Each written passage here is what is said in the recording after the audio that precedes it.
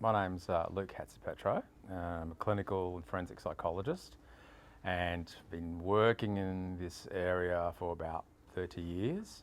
So we work with people to try to identify what the issues are that bring them to the clinic, and then work together on plans on how to move forward and with the people they live with or who look after them.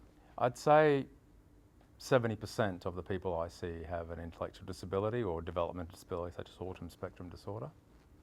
When I was at university, I wanted to do physiotherapy, but at the time psychology had been emerging as a course, and I found that it was a lot more appealing, particularly understanding the way people thought and how it affected their behaviours. And at the time of my honours, we had a chance to look at organisational psychology, but we did some clinical psychology, and I did a placement at Ipswich with an advocacy group and found it really interesting. And from that time, I think my first job was with Endeavour Foundation at the Gold Coast, and I think that set the platform.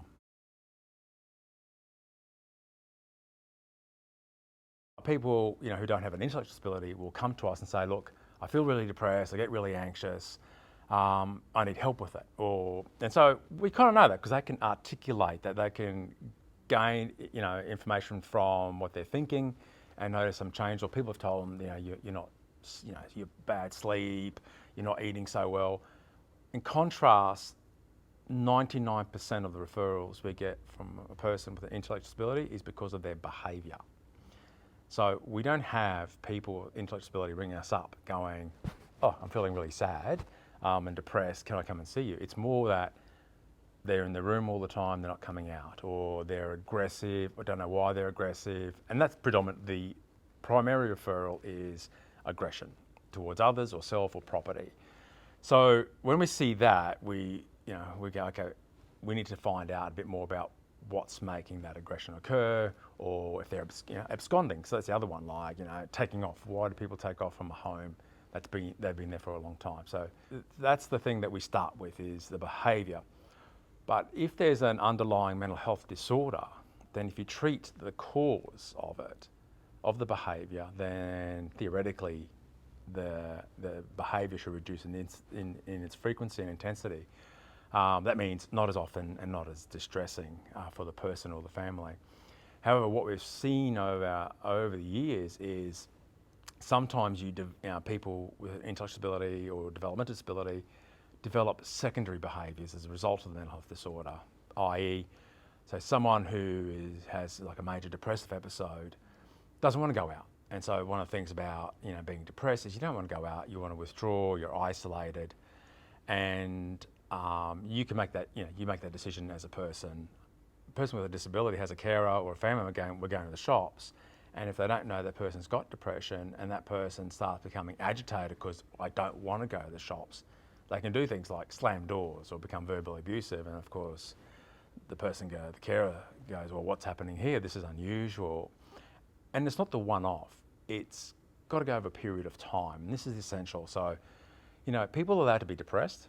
It's a normal mood, as is happy and anxious and anger, but it's the persistence of that. So if we have a person in the last month who's getting really angry, really aggressive, they're not wanting to go out, then we think there's a function to that behaviour. And we don't just look at the behaviour, we look then at the person themselves, what's happening around them. And so that's what makes it interesting. It's just not clear cut from the beginning.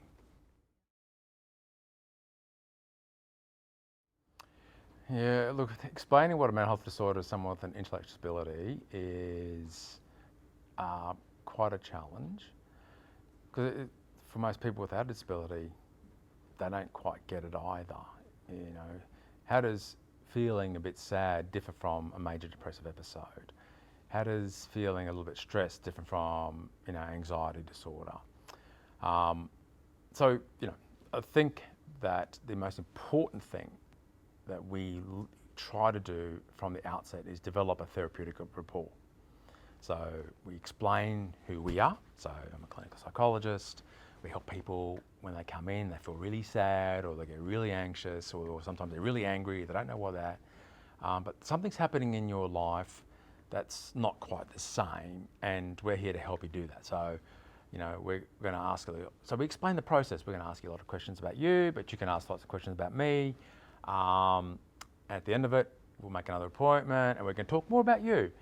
And then we come to what we call like a formulation. So we go, look, we've talked with you, we've talked to mum and dad, we've got some reports from the doctor, and we're pretty sure that you've got what we call like a major depressive episode. Now, would you like us to explain what that is? And the education around what depression is or anxiety or schizophrenia helps people understand.